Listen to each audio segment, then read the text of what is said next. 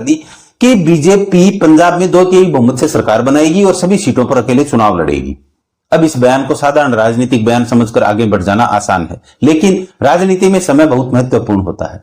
जब देश में सरकार के खिलाफ आंदोलन दिखाई दे रहे हो, जब यूपी की राजनीति में गतिविधियां चरम पर हो, जब युवा राजनीति केंद्र में हो, तब बीजेपी का केंद्रीय नेतृत्व और संगठन पंजाब के चुनाव पर ध्यान दे रहा है और पंजाब में अकेले चुनाव लड़ने की घोषणा सामने आ जाए तो यह सोचने वाली बात जरूर है।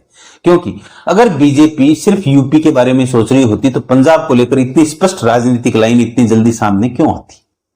क्या बीजेपी पंजाब में कोई अलग गणित देख रही है?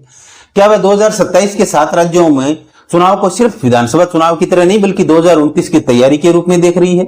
यहीं से एक सवाल निकलता है, क्या सरकार के लिए इन आंदोलनों को तुरंत खत्म करना वास्तविक में मुश्किल है, या फिर सरकार और संगठन इन आंदोलनों को कुछ समय तक चलने दे रहे हैं?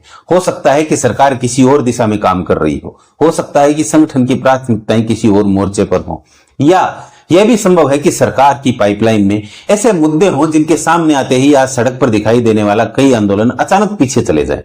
क्योंकि भारतीय राजनीति में कई बार ऐसा हुआ है, एक बड़ा राजनीतिक मुद्दा आते ही पूरा राष्ट्रीय विमर्श बदल गया। सड़क पर भीड़ वही रहती है लेकिन मुद्दा बदल जाता है, मीडिया की सुर्खियां बदल जाती है, सोशल मीडिया का ट्रेंड बदल जाता है और राजनीतिक दलों की रणनीति भी बदल जाती है।